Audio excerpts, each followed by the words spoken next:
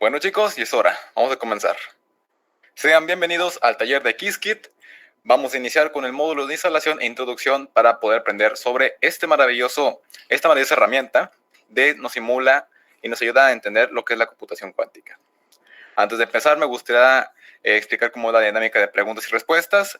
Vamos a ir avanzando esto de forma rápida y conforme vamos a acabar una sección, ejemplo, la sección 1, la sección 2, vamos a ir respondiendo las preguntas para que no se queden rezagados al final, ¿ok?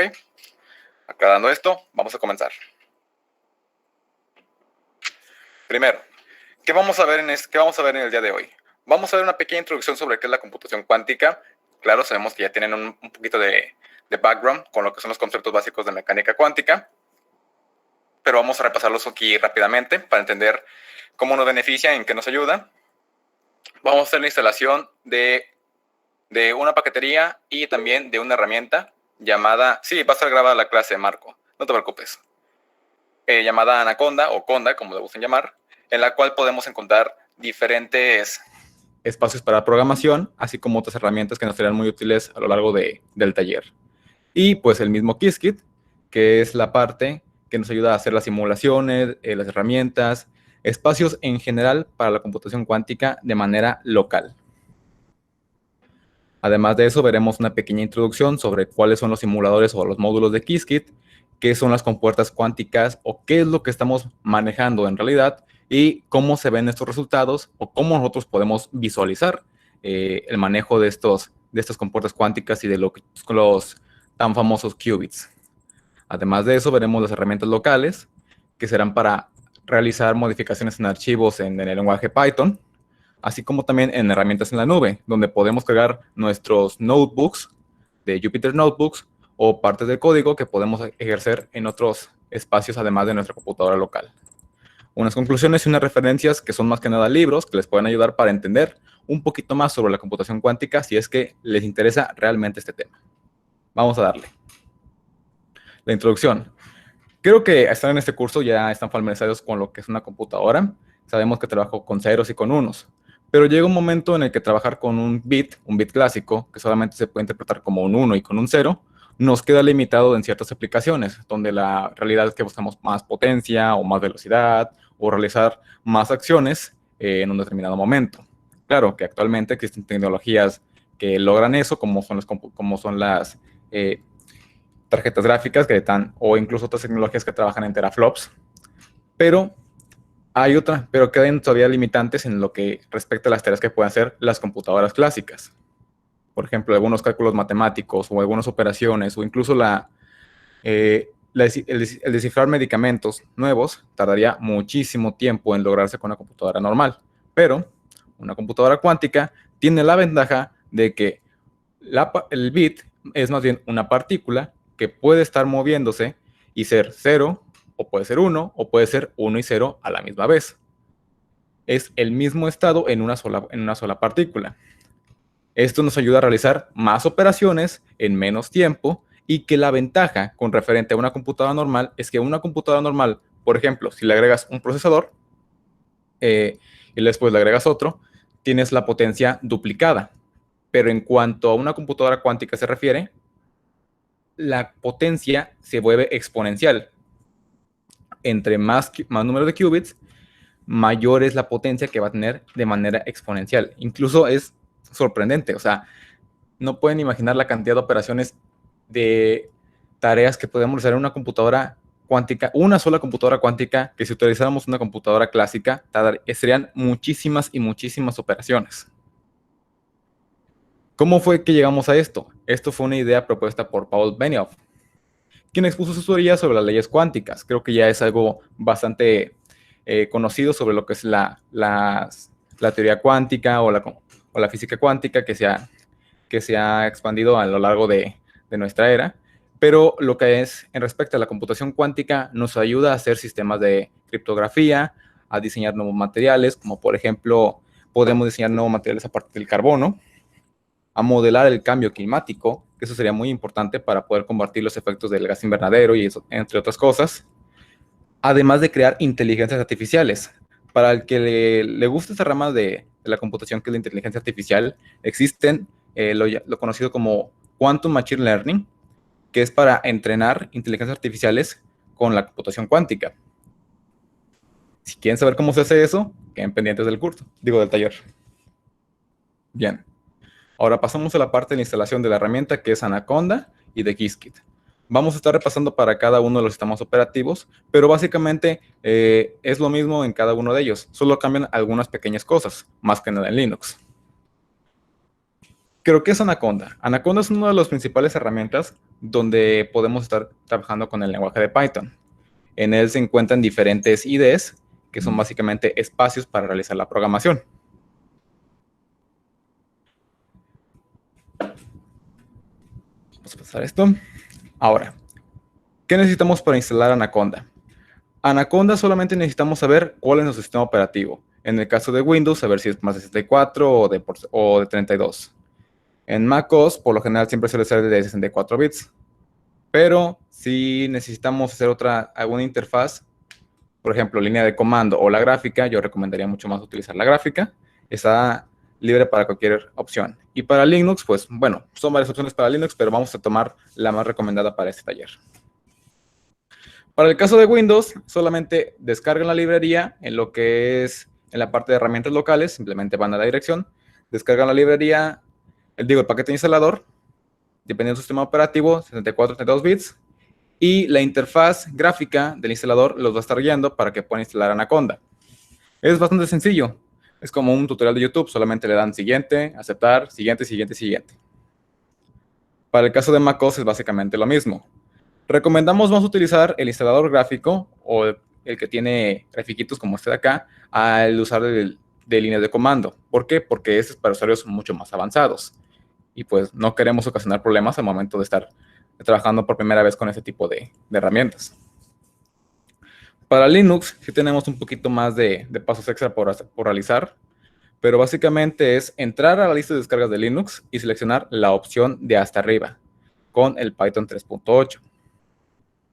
Una vez hecho esto, vamos a acceder a nuestra terminal en Linux y vamos a tipear el siguiente comando, que es básicamente para activar la librería, activar el instalador que tenemos en formato .sh, y esto nos ayuda a conocer el instalador de Conda.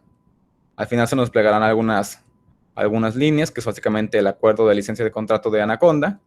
Recomiendo leerlo, pero ya es decisión de cada quien, y al final tipeamos yes. Tardará un rato en ejecutar unas cosas y después nos preguntará cuál es la ruta que queremos seleccionar para instalar el sistema Anaconda. Le podemos cambiar la dirección o simplemente le damos enter para instalarlo de forma local. Tardará unos minutos en realizar toda esta operación, alrededor de unos 3 a 5 minutos. Y después podemos cerrar la terminal y poder ejecutar un Jupyter Notebook para poder buscar el navegador de Anaconda. O simplemente abrimos la terminal nuevamente y ponemos /anaconda, bin y otra vez Anaconda Navigator para poder abrir el navegador de Anaconda. Es muy sencillo de utilizar ahora de esta manera y ya nos redireccionará a lo que es el navegador de Anaconda. Ya una vez que tengamos Anaconda instalado, que es básicamente la parte sencilla de la instalación, vamos a hacer la instalación de Qiskit. Para instalar el Qiskit, vamos a utilizar Anaconda. Y pues ya una vez que lo tengamos descargado e instalado, creo que les pide reinicio. Vamos a ejecutar Anaconda. Para MacOS o para Windows, simplemente tipean Anaconda 3 y buscan el ejecutable. Una vez hecho eso, se les va a desplegar un símbolo en su pantalla, que será el símbolo de Anaconda, y ya tendrán su navegador de Anaconda. En el caso de Linux, pueden entrar por el Jupyter Notebook o, como mencioné anteriormente, con esta ruta de acá. Ahora, esta va a ser la interfaz que aparecerá de Anaconda. Y para usuarios de MacOS o para usuarios de Windows, se les va a aparecer esta opción de acá, que es la de hasta arriba a la izquierda, que es un CMD o una línea de comando, que con ella pueden hacer la instalación de paquetes mediante el navegador de Anaconda. Para usuarios de Linux no se necesita esto, simplemente necesitan tipear en su terminal el paquete que quieran instalar y se les va a instalar automáticamente. Para los que tienen MacOS, Activan esta terminal y vamos a crear nuestro primer entorno en Anaconda. Para ello, creamos en la terminal, declaramos conda create -n y le damos un nombre a nuestro entorno. El nombre puede ser cualquiera, no se necesita ser uno específico. Y le vamos a poner que estamos utilizando la versión de Python en su versión 3. Ahora que ya tenemos nuestro entorno creado, vamos a activar este entorno. Y posterior a ello, ahora podemos ejecutar el instalador para instalar Qiskit. Activar el entorno tarda como unos 3 y 5 minutos, no se desesperen por ello. Pero una vez que esté listo para comenzar, les aparecerá un mensaje que ya está listo su entorno. Simplemente tipean pip install Qiskit y ahora sí, la instalación quedaría. Solamente queda esperar a que termine la instalación de Qiskit. Toma como un minuto más o menos en terminar de instalar toda la paquetería de Qiskit y tendrán todas las librerías en su versión más actualizada. Una vez hecho esto, ahora nos falta instalar lo que son las versiones para visualizar el Qiskit utilizando pip install Qiskit visualization. Esto nos ayuda a ver en los Jupyter Notebooks algunas cosas necesarias para poder ver los circuitos cuánticos. En MacOS es recomendable usar este mismo comando, pero entre guiones. Ahora, por si ya han instalado Qiskit y quieren saber si su versión es correcta, simplemente pueden utilizar la prompt para ver el listado de las librerías o pueden usar el piplist para checarlo. Y listo. También es recomendable instalar todas estas librerías que hagan falta porque se van a utilizar en lo largo del curso. Ahora, en introducción a Qiskit. ¿Qiskit qué es? En realidad, Qiskit no es un lenguaje de programación. Qiskit más bien es un kit para desarrollo de software, con el cual podemos utilizar los circuitos cuánticos, módulos de aplicaciones y muchas cosas que serán necesarias para entender la computación cuántica. Esto desarrolla mucho más rápido el surgimiento de nuevas aplicaciones, nuevas herramientas, etc. Es bastante más sencillo de manejar y es lo que se ha buscado con la computación cuántica a lo largo de los años. Que no sea complicado, que no sea tedioso, ¿sí? Simplemente algo sencillo de manejar y hasta natural para la persona que esté programando. Ahora, Qiskit cuenta con una gran variedad de módulos para estar trabajando con ello. Vamos a conocer cada uno de ellos. En este curso vamos a estar trabajando con Qiskit-Terra, Aer, Ignis y el Provider.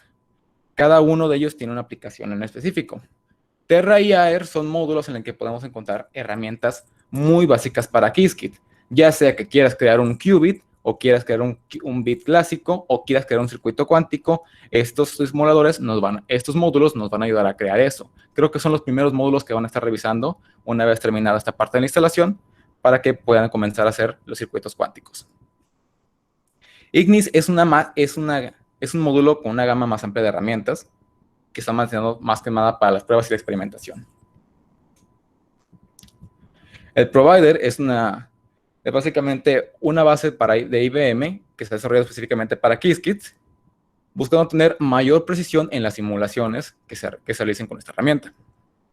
Y en algunos módulos de aplicaciones podemos encontrar recursos para experimentar con temas de química, finanzas o inclusive el machine learning que se mencionó al principio. Ahora, si quieren saber más sobre cada uno de estos módulos, es recomendable que revisen la documentación oficial que está hecha por el equipo de desarrollo de Qiskit. El link para checar esta documentación está aquí.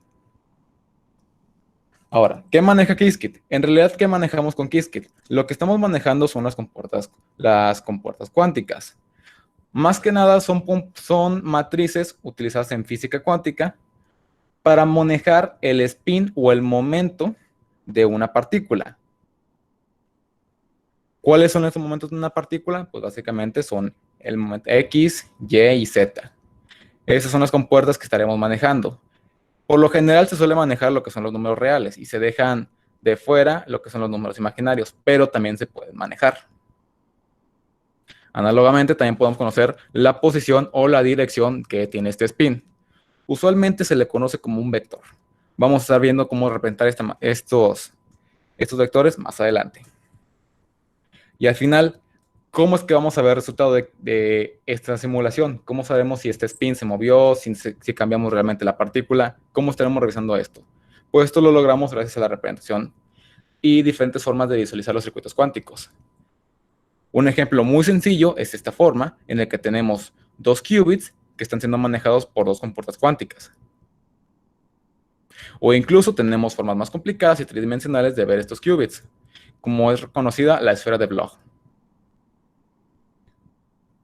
Ahora, esta es la parte de Conda en la que mencionábamos herramientas locales y en la que podemos ejecutar los Jupyter Notebooks. ¿Cuáles son los Jupyter Notebooks? El Jupyter Notebook se encuentra en la parte de herramientas que están aquí en Conda. Aquí no sé qué pasó con el Jupyter, pero se me movió un poco la imagen. Pero es un logo súper sencillo de manejar. Dice Jupyter Notebook al principio. Creo que se van a hacer fácil de encontrarlo. Y esta herramienta nos permite crear notebooks con Python. ¿Qué es un notebook? Un notebook es un cuadernillo en el que puedes manejar un lenguaje de programación, en este caso Python, y además poder hacer texto entre medio de líneas de programación, lo cual nos permite hacer herramientas para repaso, para estudio o para crear un documento para ciencias. Las herramientas en la nube. Eso es lo que vamos a ver en un momento más, las cuales son herramientas en las que podemos exportar nuestros documentos, más que nada Jupyter Notebooks, para poder trabajarlo de manera de tenerlo en la nube y no tenerlo en la computadora local. ¿Cuál es la ventaja de esto? La ventaja de tener la nube y a tener la computadora local es que si necesitamos modificarlo, si necesitamos checarlo, descargarlo, etcétera, lo podemos tener en la nube, entrar en ese usuario y descargarlo en otra computadora sin llevar alguna memoria, sin guardarlo en nuestro celular o en el dispositivo que tengamos. Esa es la ventaja, poder exportarlo de manera libre, así como también para hacer correcciones o trabajos en equipo, que puedan descargarlo otros miembros del equipo y volver a subirlo sin tener que estar pasando estos archivos o sin tener que tardar tanto en descargar un archivo. Aquí lo que vamos a utilizar va a ser el IBM Quantum Experience, el cual, además de tener una forma de trabajar con Jupyter Notebooks, también nos permite ejecutar circuitos cuánticos y tener un simulador integrado en su página. Para entrar a este link, simplemente sigan este enlace.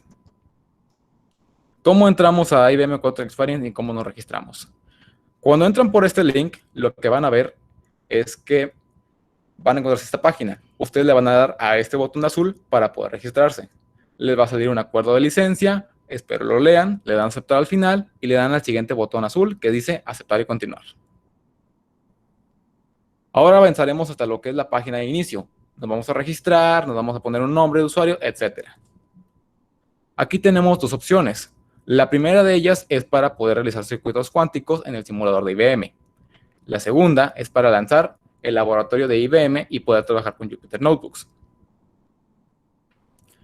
Este es el simulador que tendremos con IBM, el cual se viene bastante completo, puesto que tiene un circuito cuántico con el que podemos agregar o quitar qubits y tener la disponibilidad de bastantes compuertas cuánticas y estarlas moviendo, utilizándolas, quitándolas, etcétera. Además, tener también una visualización en tiempo real de qué pasa con ese qubit.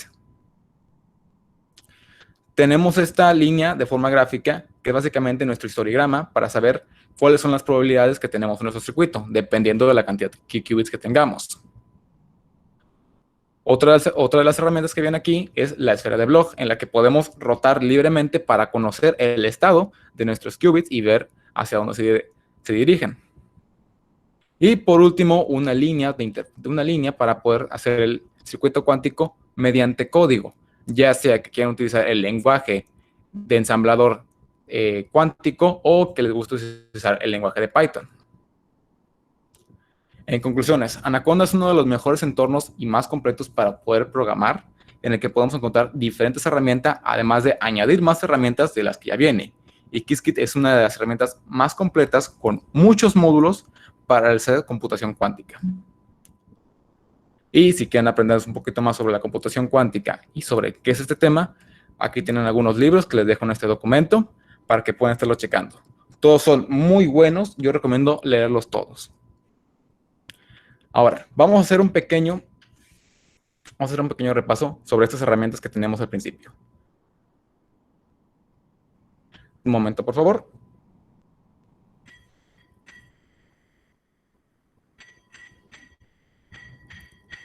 Y vamos a lanzarnos directamente con IBM Quantum Experience. Aquí ya pueden ver lo que es mi página de inicio de IBM. Y lo que voy a hacer aquí es cargar un cuadernillo, un notebook, mediante esta página web. Para ello vamos al botón que les mencionaba antes, que es Launch Lab. Y nos va a cargar esta página de aquí. Y ¡tadam! Tenemos un documento que ya cargado. ¿Cómo lo cargo? Muy simple. Simplemente le damos aquí, tendremos una serie de opciones. Le damos en Upload File. Y nos va a cargar, aquí tenemos en el escritorio, nuestro notebook. Simplemente lo abrimos y ya nos está cargando. Oye, y si yo quiero crear un archivo porque no lo tengo en mi computadora, ¿cómo lo puedo hacer? Simplemente le das aquí en New File y automáticamente te creará un archivo. Y este archivo lo puedes descargar o lo puedes modificar aquí mismo. Vamos a estar revisando el archivo que acabo de cargar, que es el ejemplo que nos servía para realizar la carga en esa herramienta. Vamos a darle una pequeña introducción a esto. En este debug lo que quiero tratar es sobre los circuitos cuánticos, más que nada. Cómo es la representación y cómo es la herramienta de Qiskit, ya viendo el lenguaje de programación como tal. Para ello es importante recordarle que el estudiante debe tener la versión más actualizada de Qiskit, que es la 0.28, como se mencionó en el documento de instalación, para evitar problemas de compatibilidad. Ahora, ya una vez que tengamos abierto Conda, habíamos seleccionado una IDE, ya sea Spider, PyCharm o un Jupyter Notebook, como es este caso, mediante la herramienta de IBM, vamos a empezar a declarar las librerías. ¿Cuál librería utilizamos? Vamos a decirle que from Qiskit importemos los módulos de Quantum Register, la clase de Quantum Register, el Classical Register, el Quantum Circuit, y el Execute y el AR. ¿Qué significa cada uno de estos? Más adelante en el taller vamos a estar enterándonos sobre qué significan cada una de esas clases. Lo que nos importa ahora es saber que vamos a registrar unos qubits, en el cual estos los vamos a escalar como Q, y vamos a decirle al registrador cuántico que nos cree un qubit y lo vamos a representar con el nombre de QReg. Y también nombramos a un Q o a un bit clásico con el registrador clásico o el Classical Register, registramos uno y nombramos como CREG. Ahora, para poder realizar el circuito cuántico con el qubit que acabamos de crear y con el bit clásico que ya hicimos, vamos a decirle a nuestro programa que nos cree un circuito. Para ello declaramos otra variable, en este caso será QC o QC, y decimos que el circuito cuántico se va a conformar por el qubit que acabamos de crear, que será Q, y va a ser registrado por un bit clásico llamado C por el Classical Register. ¿Por qué un qubit y un bit clásico? ¿La letra más grande? Claro, dame un momento. ¿Se ve mejor? Yes, maravilloso. Ahora, ya que tengamos nuestro circuito cuántico formado por el bit clásico y el qubit, ¿por qué hicimos un qubit y un bit clásico? Porque para poder, ahora sí que traducir el estado de este qubit, necesitamos un bit clásico para nosotros poder entenderlo. En código se vería tal cual así, donde nosotros mandamos a llamar con la herramienta Qiskit a todas las clases. Al final registramos nuestro qubit nuestro bit clásico, creamos el circuito, y si nosotros corremos esta celda, que es la ventaja del Jupyter Notebook, es que podemos crear esta parte de texto y además una parte de código, y nos habrá creado el circuito cuántico. Ahora, este circuito cuántico ya está hecho. ¿Qué necesita? Necesita agregarle algunas compuertas cuánticas. Vamos a llamarle unas compuertas básicas para este circuito. Y si lo ejecutamos, el circuito cuántico ya habrá sido modificado. Aquí lo que le estamos diciendo al programa es que es decirle que el circuito cuántico llamado QC va a ser alterado por una compuerta X y una compuerta Y en el primer qubit. Y bueno, el único qubit que tenemos.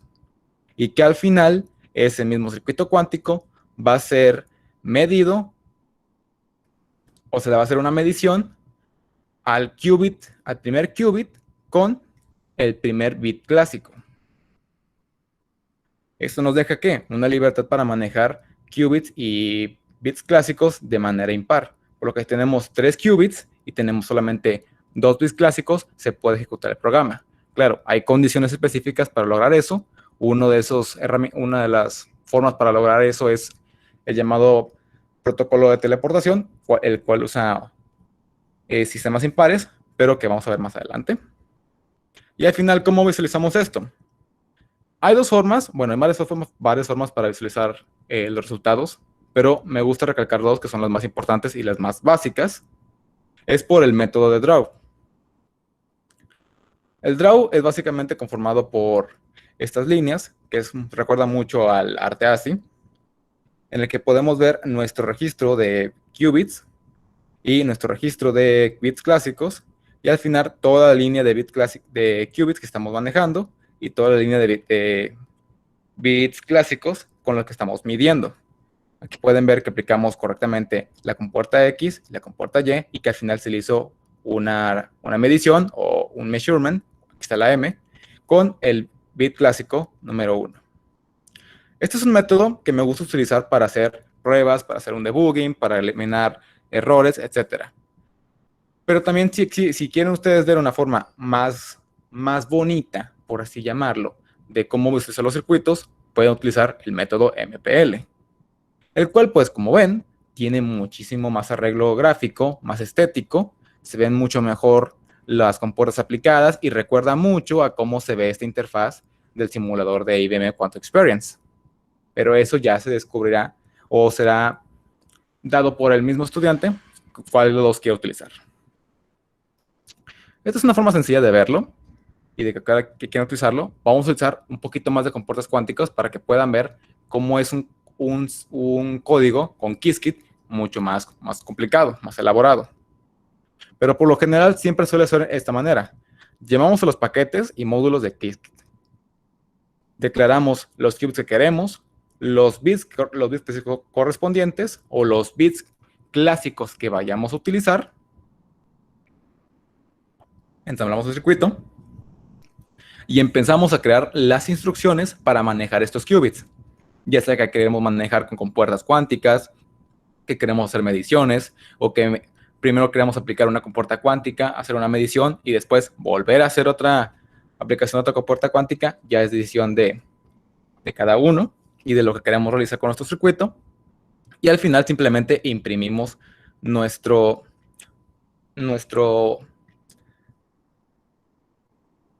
circuito cuántico. Aquí pueden ver un ejemplo con ASCII, que se ve bastante bien, se ve bastante legible, pero aquí tenemos uno con la salida MPL, que también se puede utilizar y que se ve un poquito más bonito.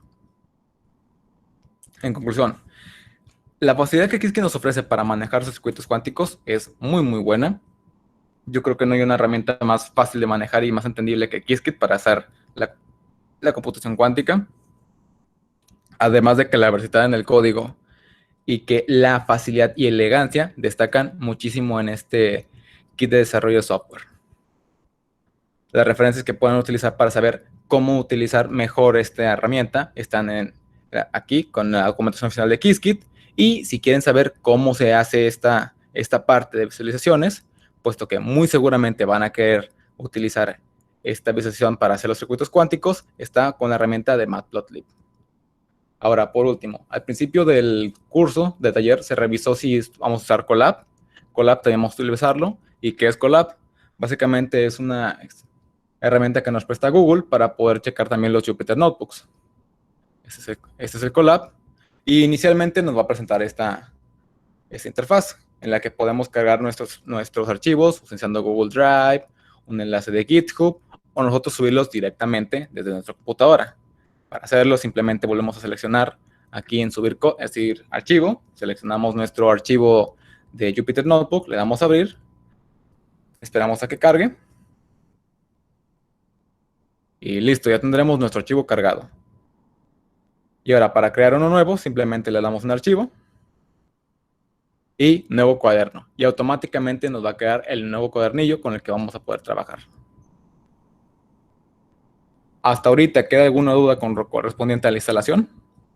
o cómo subir los archivos a cualquiera de las dos plataformas.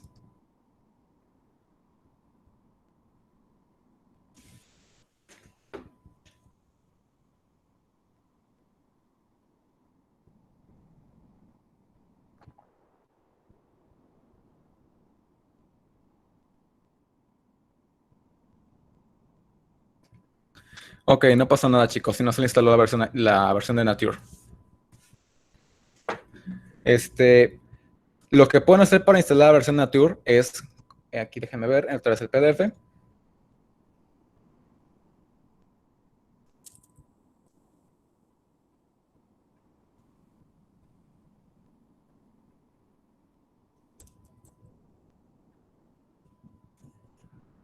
Aquí está. Para instalar las versiones que les hagan falta, que no se instalaron por Qiskit por, por default, pueden instalarlas mediante la terminal o mediante un entorno virtual de Conda. Simplemente le dan pip install Qiskit y la extensión para saber cuál es el módulo que quieren instalar. En este caso, si les falta Nature, pues instalan Nature. Si les falta el módulo para el Machine Learning, lo instalan de esta manera. Les recomiendo bastante que lean el documento, ya con calma, lo estén checando para que vean cómo se instala Qiskit, tranquilos, sin presionarse, y ya tengan todas las librerías que les hagan falta. Para lo de la versión 0.29, fíjate que lo más probable es que hayan actualizado la versión de Qiskit, y si les haya instalado y ya sea la versión correspondiente a la 0.29. Al momento de revisar estos documentos, se estaba trabajando con la versión 0.28, pero si le instaló 0.29, no creemos que haya ningún problema.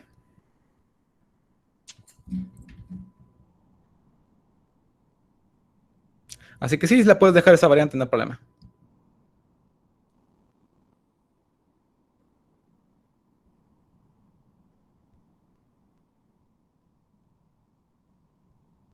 Vale, ¿alguna otra pregunta más?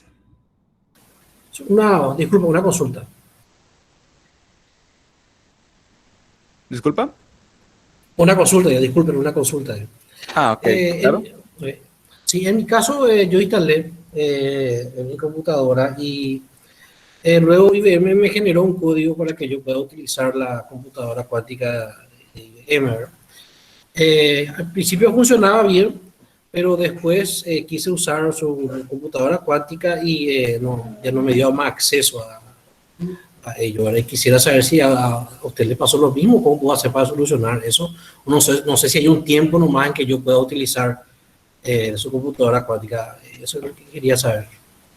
Sí, lo que pasa es que IBM libera, bueno, deja probar a una gran cantidad de público las computadoras cuánticas que tiene disponibles.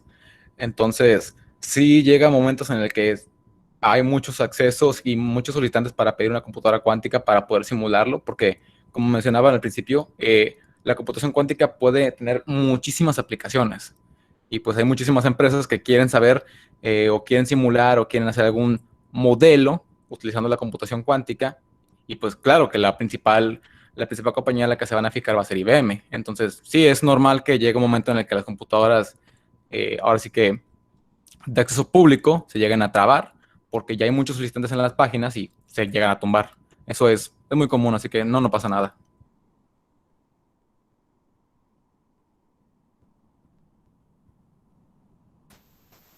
Ok, Ale, muchas gracias.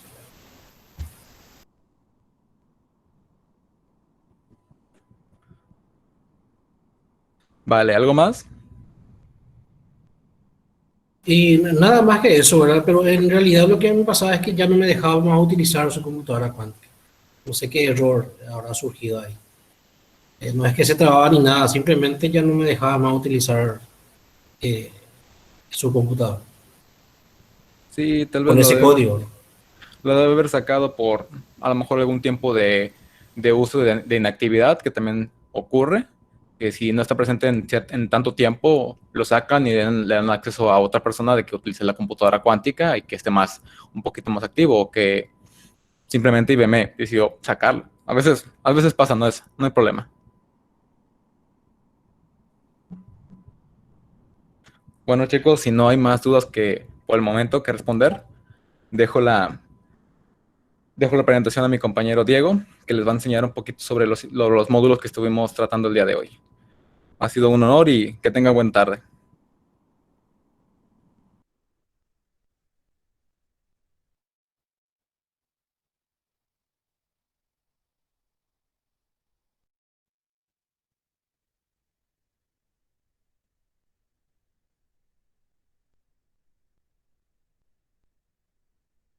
Hola a todos, bueno, yo soy Diego y justo de un momento para empezar a compartir pantalla.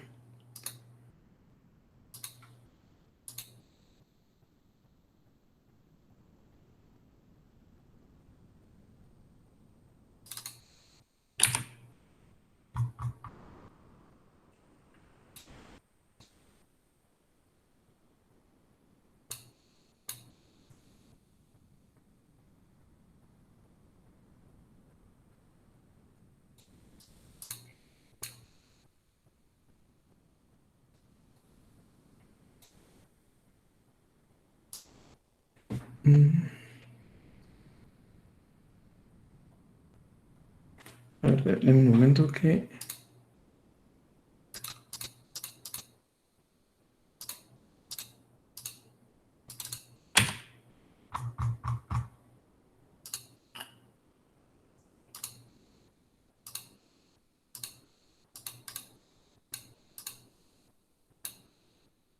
Ay,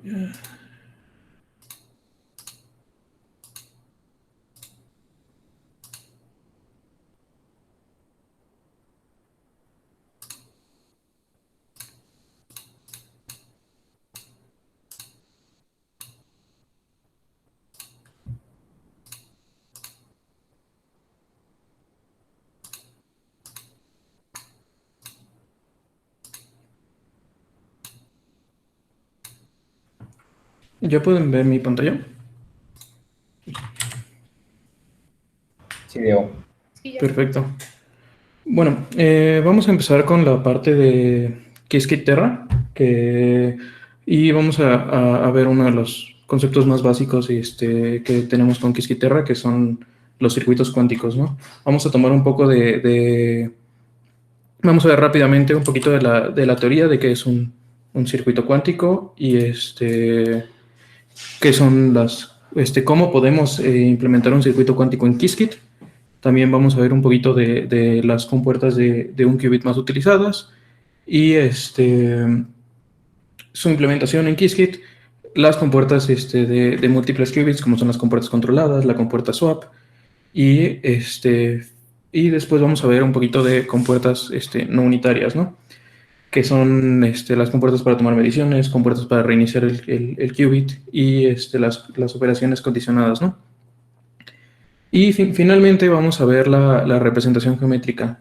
En esta parte de las compuertas vamos a hablar un poquito de su representación matemática y al final vamos a ver cómo podemos representar geométricamente el estado de un qubit, como lo vimos en la presentación de Pablo, que es la esfera de Bloch, y la Q-sphere es muy útil para representar sistemas de más de un qubit, ¿no? Y bueno, lo primero que sabemos es, en una computadora clásica tenemos, como la unidad básica de información, tenemos un bit, ¿no? Que es un 0 o un 1, justo, y en la computación clásica, como mencionó Pablo, tenemos una cosa un poco más peculiar, ¿no? Tenemos una superposición tenemos un qubit que puede tener una superposición de dos estados, ya sea 0 y 1, ¿no? Y esta superposición la podemos representar matemáticamente como alfa veces el estado 0 más beta veces el estado 1, ¿no? Donde alfa y beta son números complejos que están normalizados.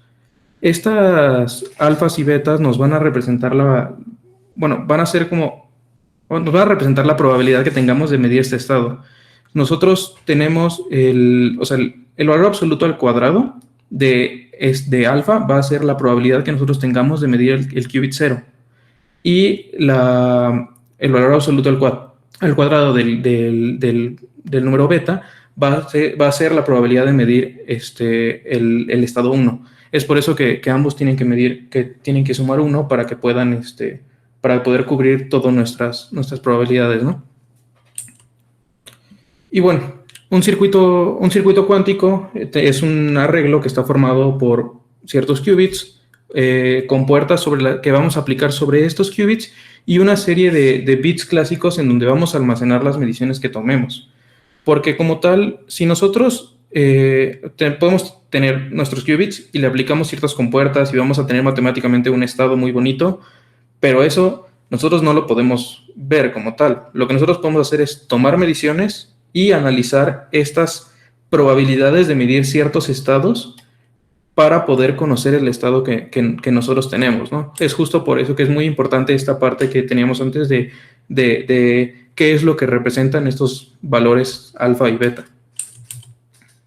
Bueno, para implementarlos en Qiskit se ocupa una clase que se llama Quantum Circuit.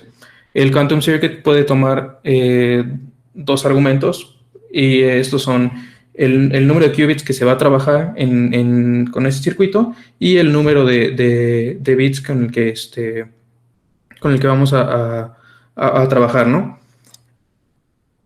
Otra forma de hacerlo, como lo vimos en el notebook que presentó Pablo, es designando en un quantum register o un classical register con el número de qubits que van a tener, y aparte tienen la facilidad de que le podemos poner un nombre específico y entonces podemos designar diferentes quantum registers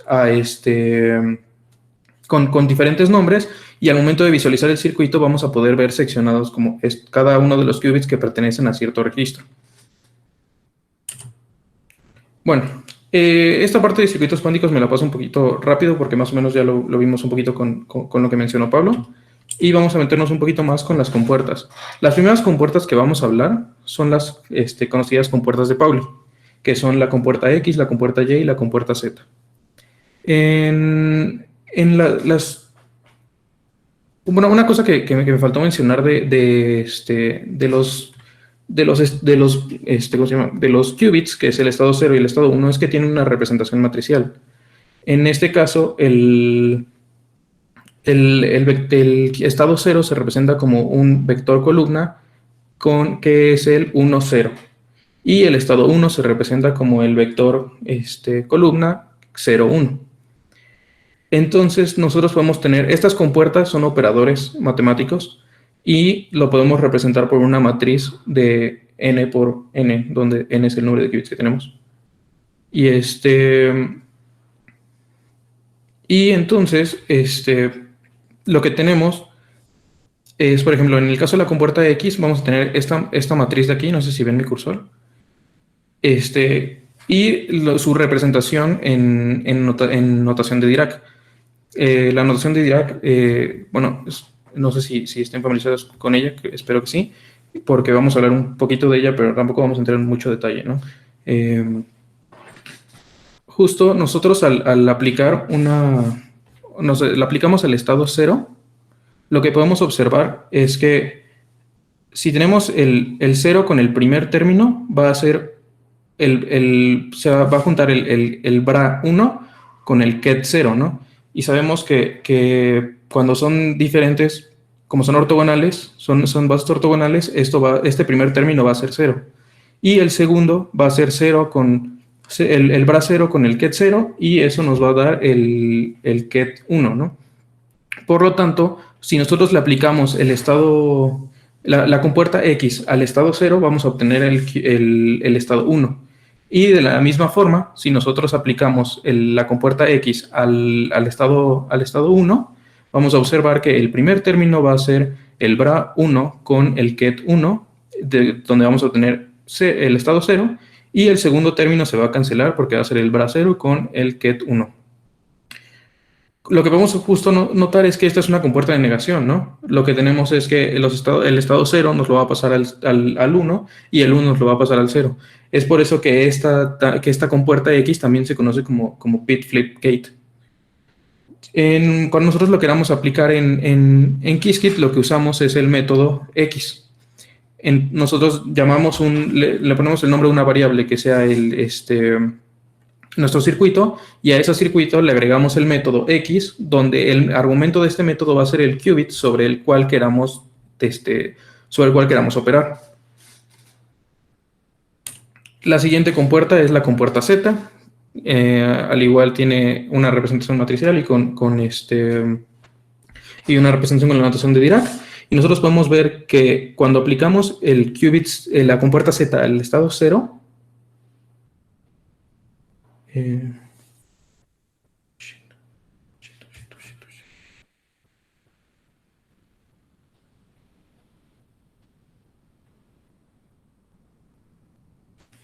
hola, ¿me escuchan? Sí. Sí. Sí, ok. Bueno, me pareció como que se perdió un poco la conexión. No sé, no sé si me perdí mucho tiempo o en dónde me quedé, porque no sé si estaba hablando solo. No sé si se te escuchó todo. Ok. Hoy sí escuché. Bueno, perfecto. Bueno, entonces, justo lo que me quedé fue que cuando aplicamos la compuerta Z al estado 0, podemos observar en el primer término que vamos a tener el bra 0 con el ket 0, que eso va a ser igual a 1, y nos va a quedar el estado 0, ¿no? Y en el segundo término vamos a tener el bra 1 con el ket 0, y eso nos va a dar 0, por lo tanto se elimina el segundo término. Al igual, al aplicarlo al bit 1, podemos observar que el primer término se va a eliminar y nos va a quedar el menos el estado 1. Esto dice que nos está induciendo una diferencia de fase sobre nuestro bit 1, ¿no? Y por eso se conoce como la bit flip gate. Al igual que con la compuerta X, para implementarla en Qiskit, podemos utilizar el método Z.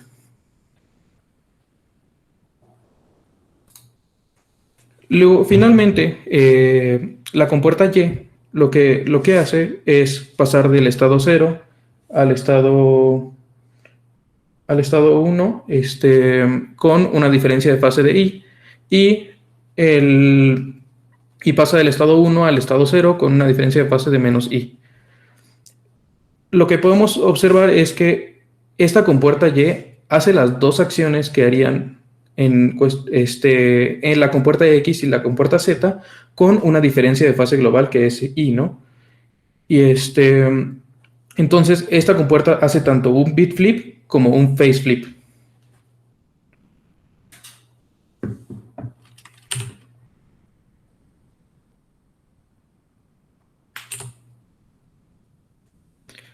Bueno, finalmente vamos a hablar de la compuerta Hadamard, que esta compuerta nos da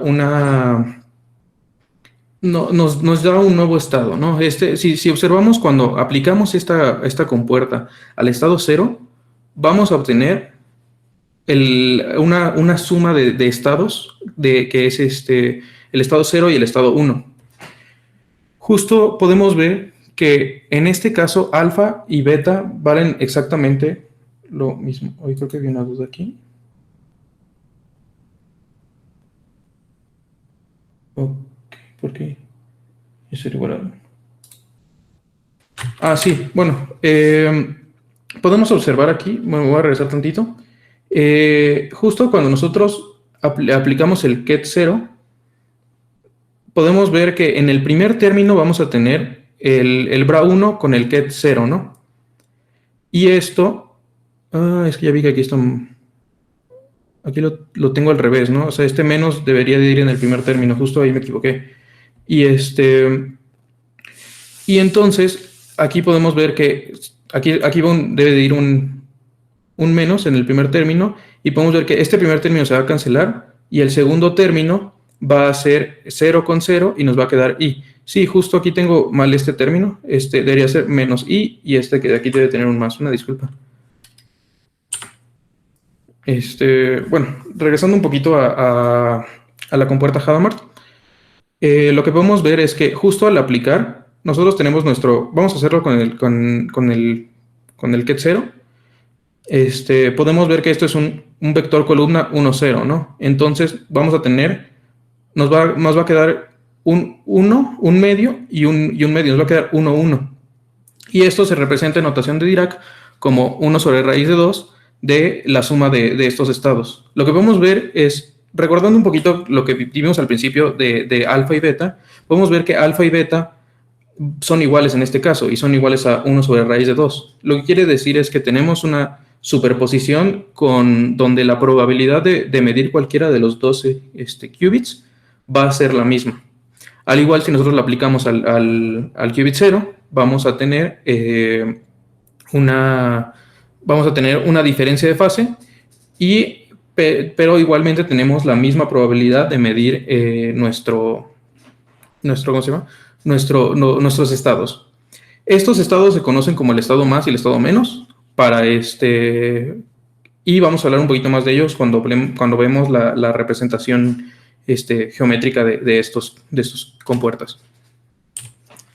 No sé si hasta ahorita tengan alguna duda en específico.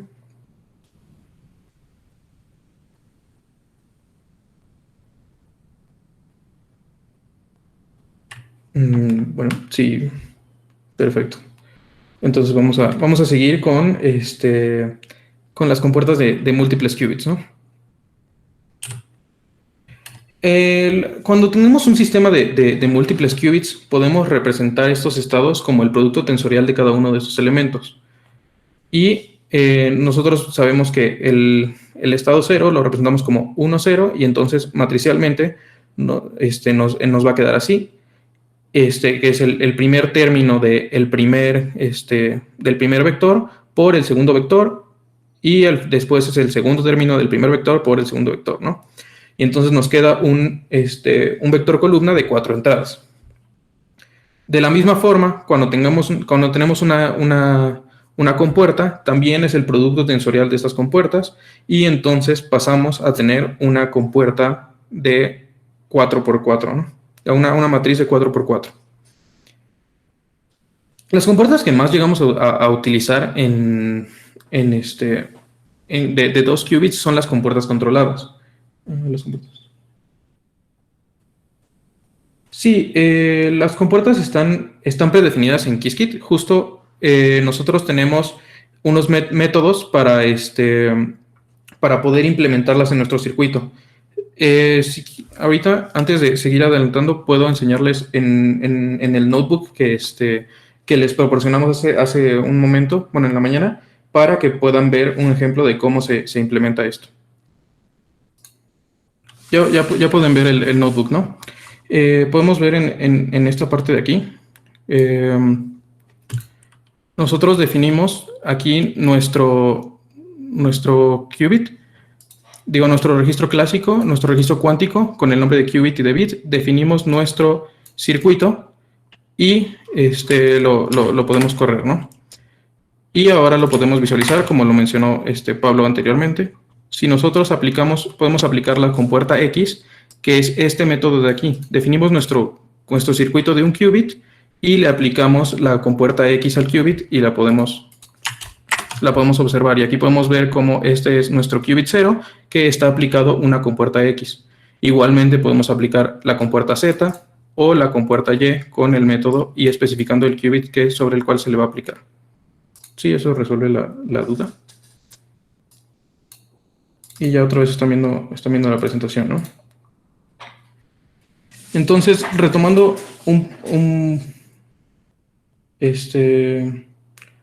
retomando esta parte, podemos ver que... Bueno, me quedé en las compuertas controladas, ¿no? Ya sabemos que las compuertas controladas están dadas por el producto tensorial de estos qubits.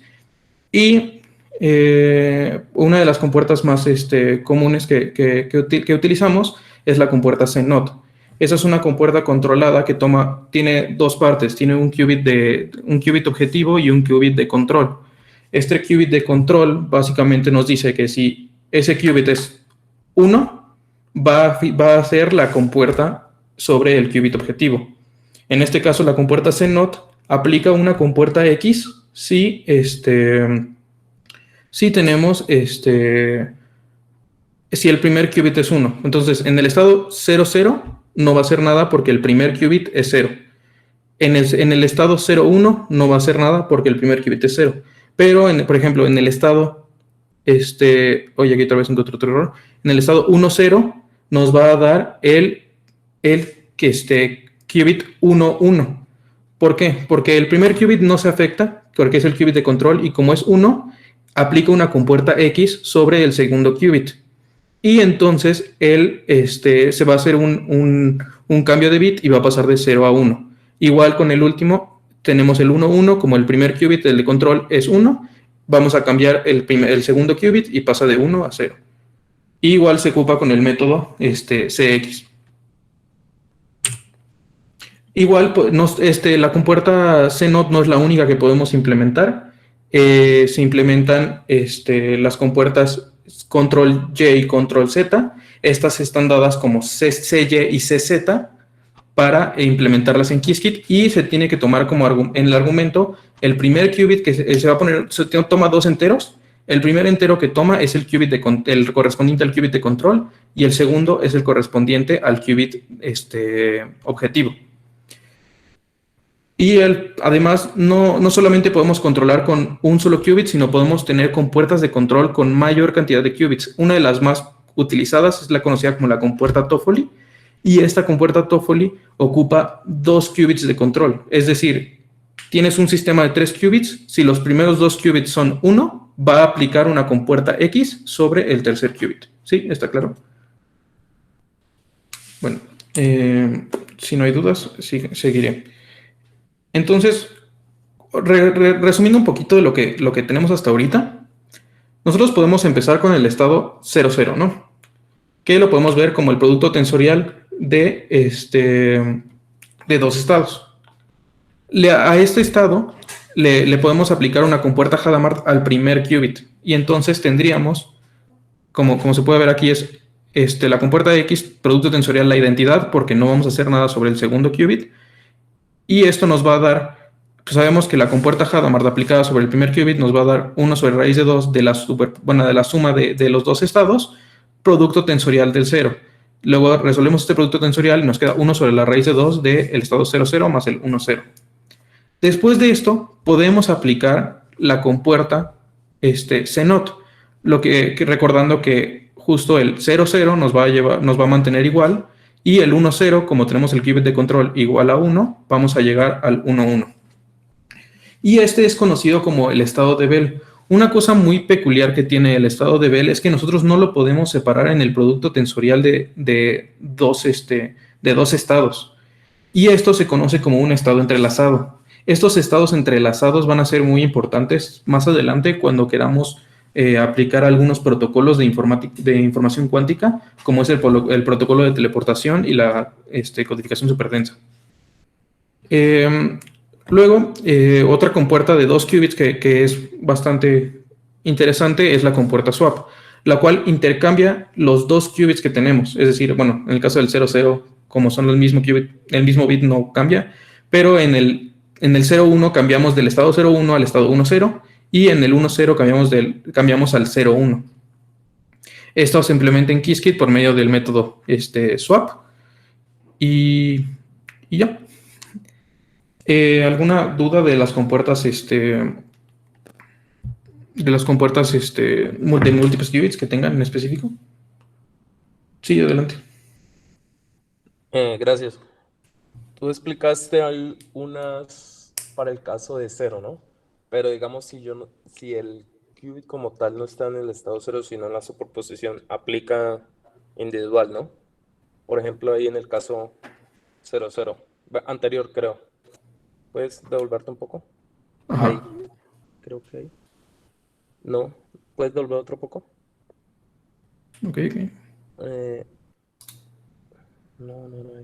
Bueno, al final de cuentas, donde se vea tú lo simplificaste solo para, digamos que un qubit solo esté en el estado 0, ¿no? Pero se puede ser una superposición de 0 y 1, por ejemplo. Ok, sí.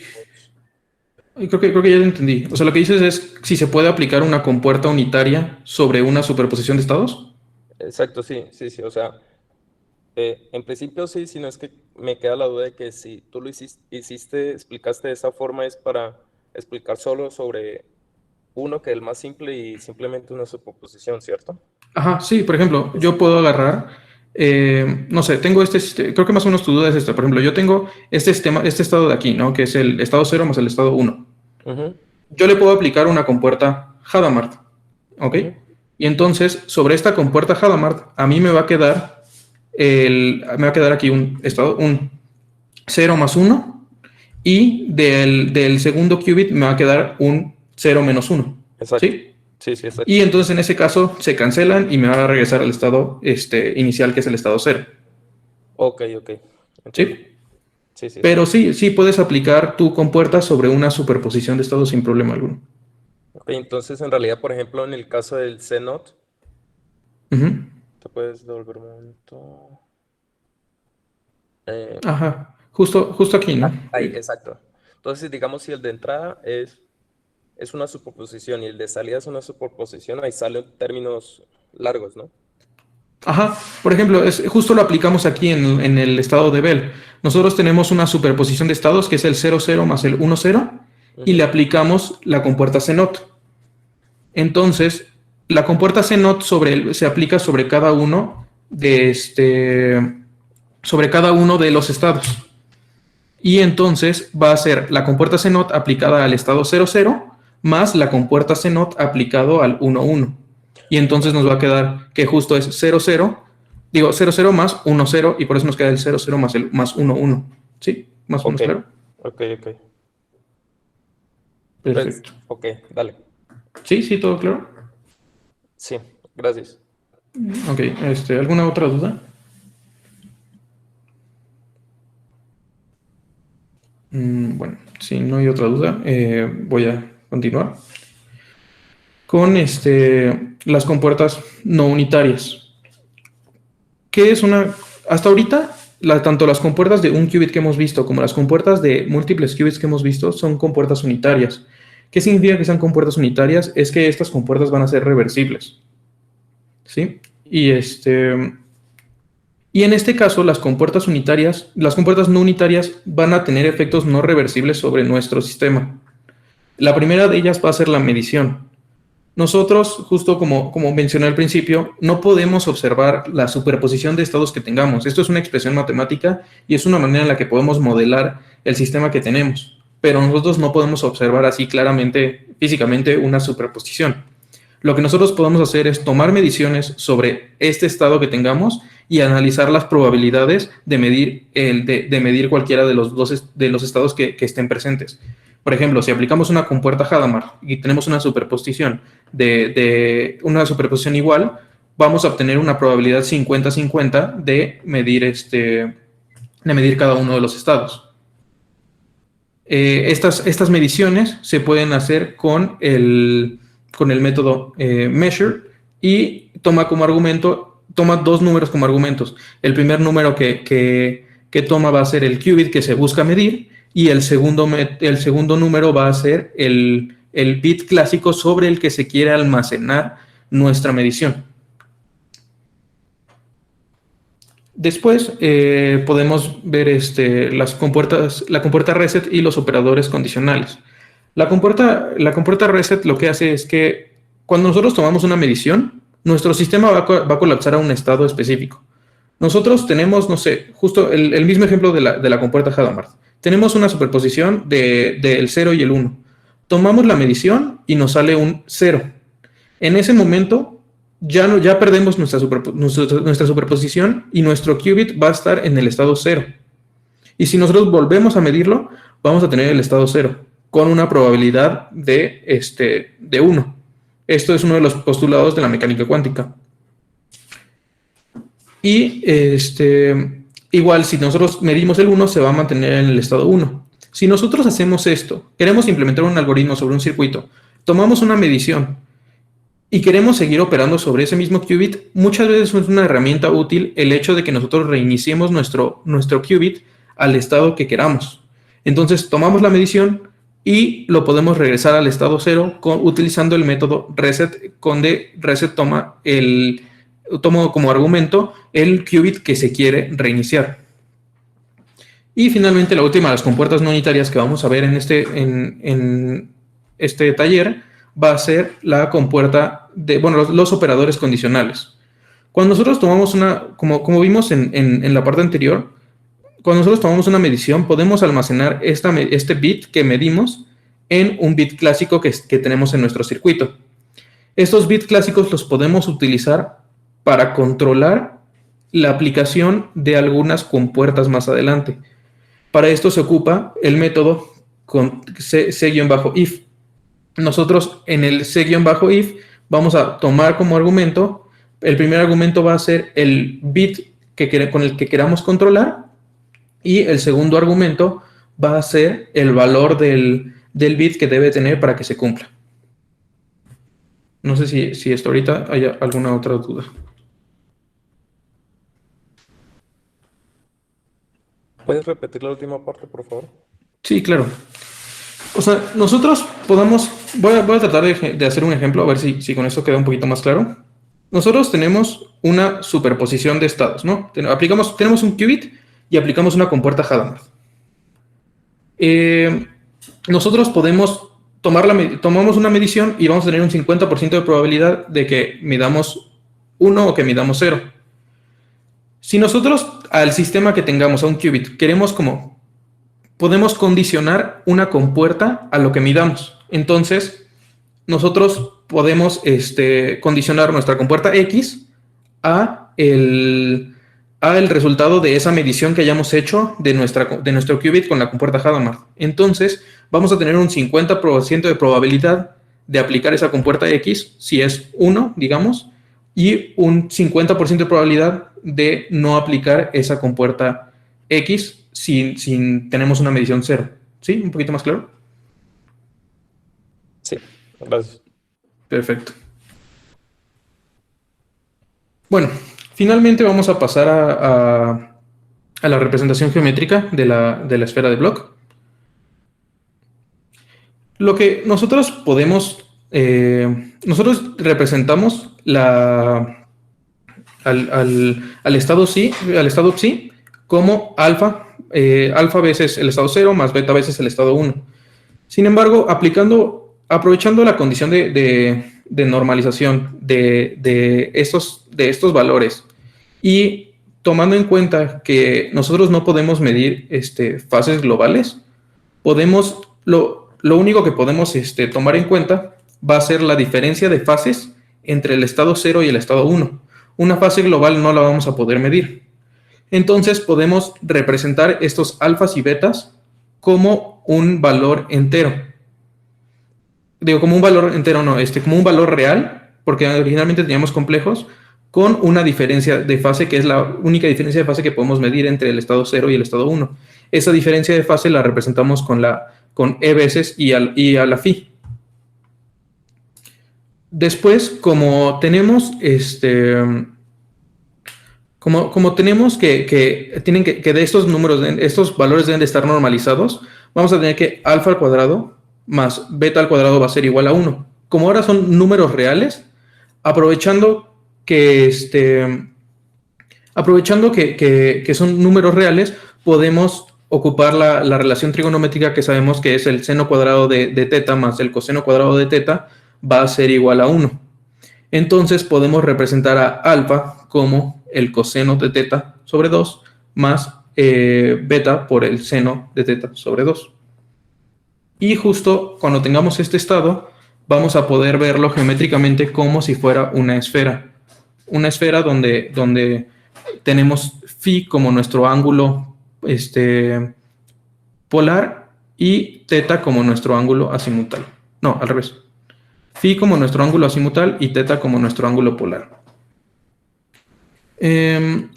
Ahora, otra vez voy a hacer un pequeño cambio al notebook. Sí, perfecto. Bueno, me dicen, voy a hacer un poquito más grande el texto de aquí. Justo, bueno, una parte importante de la esfera de Bloch, bueno, es justo lo que les decía de que podemos aprovechar la identidad trigonométrica para verlo así. Una cosa interesante de la esfera de Bloch es que podemos ver el efecto que van a tener estas compuertas de nuestra representación geométrica. Esta el aplicar una compuerta sobre un estado lo que va a hacer va a generar una rotación sobre nuestra esfera de Bloch. De hecho, en el caso de las compuertas de Pauli, las X, Y, Z, vamos a tener, de ahí ¿tienen su nombre? Ok, un momento. En la ecuación tienes θ y phi, pero en el diagrama tienes θ y phi. Sí, es solamente notación. Sí, es el mismo ángulo.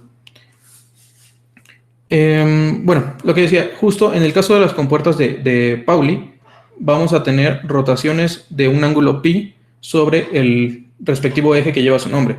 Entonces, si nosotros aplicamos una compuerta X, vamos a tener una rotación de un ángulo pi de nuestro estado alrededor del eje X. En el caso de la compuerta Z vamos a tener alrededor del eje Z y con la compuerta Y vamos a tener alrededor del eje Y. Y justo aquí en el notebook podemos observar estas rotaciones. Nosotros, como mencionamos antes, primero definimos nuestros registros. En este caso definimos un registro primero de un qubit que tenga el nombre X, que es justo al que le vamos a aplicar la compuerta X. Después definimos un registro Y de un qubit, registro Z de un qubit y el Hadamard también de un qubit, ¿no? Y generamos nuestro circuito con estos 4 registros. Bueno, en este caso, como nosotros tenemos un circuito, cuando agregamos un circuito, todos nuestros qubits van a estar inicializados en el 0, pues si a la compuerta Z, si le aplicamos la compuerta Z al estado 0, no vamos a observar ninguna diferencia, ¿no? Que es justo lo que habíamos visto, porque nosotros tenemos en el polo norte nuestro qubit 0, nuestro estado 0, y si rotamos con respecto alrededor del eje Z, pues no vamos a tener un cambio en nuestro estado, ¿no? Entonces, por eso vamos a mover el eje. Vamos a aplicar una compuerta Hadamard inicialmente al qubit que corresponde al Z para verlo sobre el eje X y al eje Y vamos a aplicar una compuerta de rotación de la cual voy a hablar un poquito más adelante para poder observarlo como es en el qubit 1.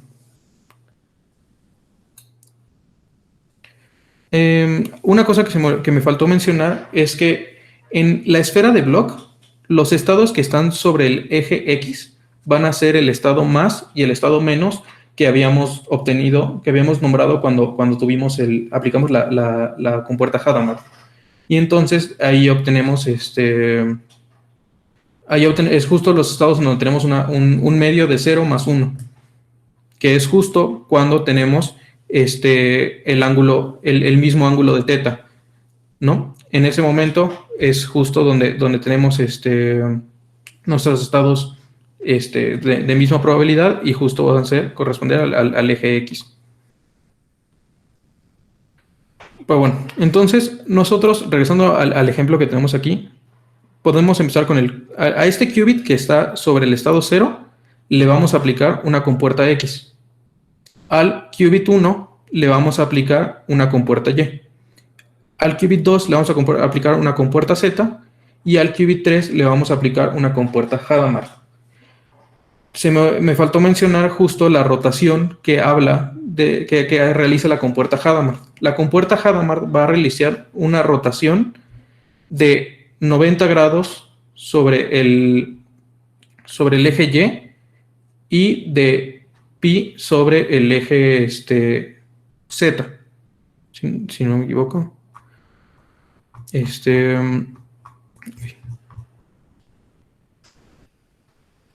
De pi medio sobre el eje Y de una rotación de pi alrededor del eje X.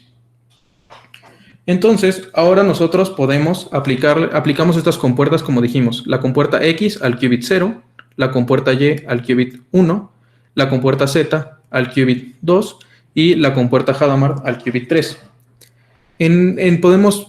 Como mencionamos antes, aquí vamos a tener una rotación con respecto al eje X. Entonces vamos a rotar así hasta llegar al estado 1, como podemos observar en el siguiente visualización.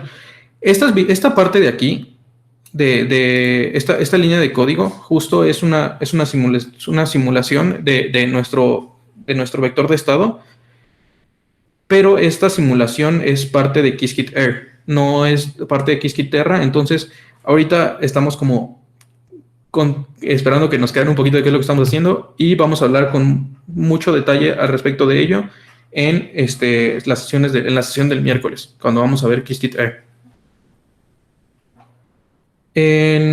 Bueno, luego, siguiendo un poquito, justo después tenemos que en el primer qubit aplicamos una compuerta, como vemos aquí. En el qubit 1 aplicamos una compuerta Y, por lo que vamos a tener una rotación de pi sobre el eje Y, que es lo que podemos observar. Como en este cuadrante de aquí, bueno, en este plano de aquí, pasa de estar en el segundo cuadrante a estar en el cuarto cuadrante, porque tenemos una rotación de pi, de pi sobre el eje Y, alrededor del eje Y. En el tercer qubit tenemos, aplicamos una compuerta Z, entonces vamos a tener una rotación alrededor del eje Z de pi, y entonces podemos observar cómo pasamos del lado positivo de X al lado negativo de X, teniendo nuestra rotación. Y finalmente, como dijimos en la compuerta Hadamard, al aplicar la compuerta Hadamard, tenemos una rotación de pi medios sobre el eje Y, sobre el eje Z,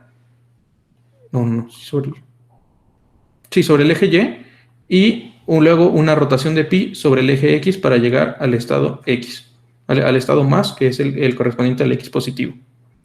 ¿Tienen alguna duda de estas rotaciones? Sí, adelante.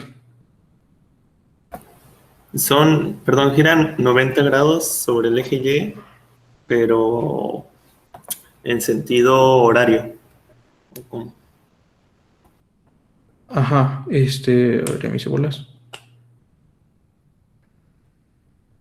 Ajá, sí, justo. Va a girar en sentido horario, va sobre el eje Y, entonces va a llegar al estado menos X, y después va a girar 180 grados y hasta llegar al X positivo, ¿sí? Gracias. Perfecto. Y ahora, justo ya bueno, si no hay ninguna duda, voy a continuar. Ahora que hablamos y notamos las representaciones de las compuertas, que son rotaciones sobre nuestra esfera de Bloch, podemos incluir nuevas compuertas que matemáticamente pueden ser un poco extrañas, pero son muy claras cuando las observamos en su representación como una rotación, ¿no? La primera es la compuerta S. La compuerta S también es conocida como raíz de Z, y la diferencia es que genera una rotación de pi medios. En lugar de generar una rotación de pi como lo haría la compuerta Z, tenemos una rotación de pi medios. Y de la misma forma tenemos la compuerta T, que genera una rotación de pi cuartos, también es conocida como la raíz cuarta de Z, y pues es básicamente lo mismo que la compuerta Z, cambiando el ángulo de rotación, ¿no? Y al final podemos hablar de la compuerta U. La compuerta U es una compuerta que nos permite generar una rotación que nosotros decidamos sobre nuestro estado. Toma tres argumentos, que son el ángulo teta, phi y lambda, que estos son los ángulos de Euler. Son los ángulos de Euler que pues nos dictan la rotación ¿cómo se llama? De sistemas de marcos de referencia. Si quieren aprender un poquito más con detalle de qué representan cada uno de estos ángulos, pueden meter a la liga que está aquí en el notebook para entender un poquito mejor de cómo son estos ángulos. Y al momento de implementarla en Qiskit, esta compuerta U, se utiliza el método U y va a tomar 4 argumentos. Los primeros 3 argumentos van a ser teta, phi y lambda en este orden. Y el cuarto argumento va a ser el qubit sobre el cual se está aplicando esta compuerta. Entonces, vamos a hacer el mismo ejemplo que teníamos anteriormente, designamos nuestros 3 registros cuánticos, uno a la S, uno a la T, uno a la U, creamos nuestro circuito y para que sea un poco más fácil de visualizar, vamos a aplicar una compuerta Hadamard para tener sobre el eje X a nuestros primeros 2 qubits. Y finalmente vamos a mantener este en el estado 0. Podemos ver aquí que aplicamos la compuerta S sobre el qubit 0, la compuerta T sobre el qubit 1 y la compuerta U a el qubit 2. En este caso tenemos θ igual a 5, phi igual a pi y lambda igual a 0.23. Y estamos aplicándola sobre, como mencionamos, al qubit 2. En el notebook ustedes pueden modificar estos valores, de estos 3 valores, para cambiar el ángulo que estamos moviendo para poder obtener diferentes rotaciones, ¿no? Podemos observar aquí que en este caso, como en la compuerta S, dijimos que hace una rotación sobre el eje Z de pi medios y podemos ver cómo justo pasa aquí 90 grados alrededor del eje Z. Después, en la compuerta T, obtenemos una rotación de 45 grados o de pi cuartos para alrededor del eje Z. Y finalmente tenemos nuestra rotación con estos ángulos sobre el tercer qubit. Por ejemplo, nosotros podemos, voy a correr esta celda otra vez y puedo modificar aquí, no sé, ponerle 2 y ponerle 1.23 y podemos ver cómo cambia nuestra rotación. Aquí pueden jugar un poquito con esto en su notebook y poder tener diferentes rotaciones. Lo siguiente que podemos ver es qué sucede si visualizamos un estado entrelazado. Podemos notar que en el caso de la esfera de Bloch, lo que hace si nosotros tenemos un sistema de múltiples qubits, va a separarlo en el producto tensorial de esos estados y los va a visualizar por separado. Pero si nosotros tenemos el estado de Bell que vimos anteriormente, que sabemos que no podemos separar en su producto tensorial, entonces podemos ver cómo no nos aparece ningún vector de estado en la representación de la esfera de Bloch, porque no podemos obtenerlos por separado estos qubits. Luego, la última parte que vamos a ver el día de hoy es una representación que se conoce como la Q-Sphere. La Q-Sphere nos sirve mucho para representar este tipo de estados que no podemos ver con la esfera de Bloch. Y para esto tenemos esta representación. En el caso del sistema de un qubit va a ser parecido a la esfera de Bloch en el sentido que el polo norte va a ser el estado 0 y el polo sur va a ser el estado 1. Pero en general es una representación muy diferente, ya que lo que nos va a dar este sistema va a darnos la probabilidad con la que podemos medir dicho estado y la diferencia de fase que van a tener entre cada uno de los estados. Por ejemplo, en este caso estamos viendo que tenemos el estado menos. Estamos representando el estado menos en esta esfera. Lo que podemos ver es que las bolitas que representan cada uno de los estados son del mismo tamaño. El tamaño de esa bolita va a representar la probabilidad que tengamos. Como son del mismo tamaño, tenemos la misma probabilidad de medir cada uno de ellos. Y por eso, esto lo sabemos de que es el estado menos. Luego lo que tenemos es un código de colores entre estos estados para saber la diferencia de fase entre ellos. Podemos ver con este código de colores que tenemos aquí que tenemos una fase 0 en el estado 0 y una fase de pi en el qubit 1. Y eso tiene sentido con lo que habíamos visto anteriormente, ¿no? Porque sabíamos que el estado menos se representa como 1 sobre raíz de 2 de 0 menos 1, es decir, una diferencia de fase de pi. En el caso de que cuando tenemos n qubits, lo que vamos a poder observar son el polo norte y el polo sur va a ser el estado, por ejemplo, en el caso de 2, el polo norte va a ser el estado 00 y el polo sur va a ser el estado 11. Y el resto de estados base que tengamos van a estar acomodados como paralelos de nuestra esfera. Es decir, vamos a tener como anillos aquí para poder observar nuestra esfera. Por ejemplo, si nosotros tenemos el estado psi, que es 00 más 10, que es el resultado de aplicar la compuerta Hadamard sobre el primer qubit, podemos observar cómo se ven aquí. Y en este caso, como tenemos dos qubits, vamos a tener 4 estados base. El 00 va a estar en el polo norte, el 10 va a estar en el polo sur. Del lado izquierdo vamos a tener el 01 y del lado derecho vamos a tener del lado izquierdo vamos a tener el 01 y del lado derecho vamos a tener el estado 10.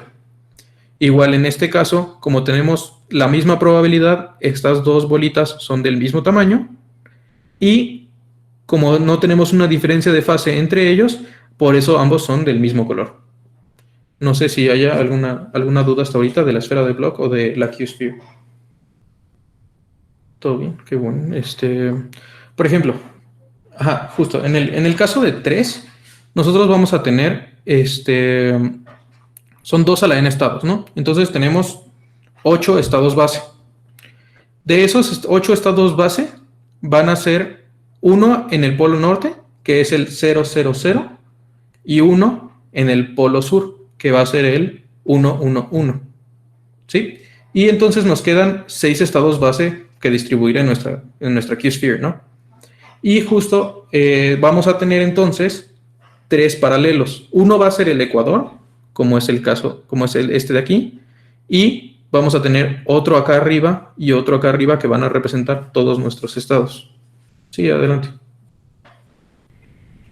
Hola, si no es que cuando es 2 no hay problema, ¿no? Porque es perpendicular. Cuando es 3, que es 2 a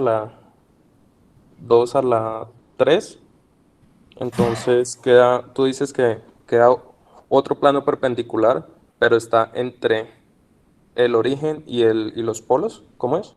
Ajá, sí. O sea, no sé si, bueno, has visto que cuando nosotros estamos hablando como de coordenadas en la Tierra, tenemos nuestros meridianos y tenemos nuestros paralelos, ¿no? Sí. Claro, los paralelos son planos, pues paralelos al ecuador, ¿no? Sí. Vamos justo, conforme vayamos aumentando de qubits, vamos a tener más paralelos. Por entonces, déjame ver si lo puedo aquí representar rápido. El 3 y le vamos a aplicar al estado 1. Aquí se ve un poquito más claro, ¿no? Justo como tenemos en nuestro polo norte el estado 0, 0. En el polo sur tenemos nuestro estado 1, ¿cómo se llama? 1, 1, 1. Uh-huh. En el centro vamos a tener 2 estados que van a ser el 1. Aquí tenemos, ¿cómo lo tenemos aquí? Es el 101.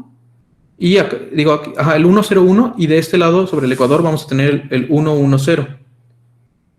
Y arriba, en el paralelo de arriba, vamos a tener justo igual nuestros estados, y acá vamos a tener los demás estados. Y en este caso, también, como aplicamos compuertas Hadamard, tienen la misma probabilidad y la misma fase. No sé si queda un poquito más claro con esta visualización. ¿Hay una forma de ver los estados o eso es más adelante?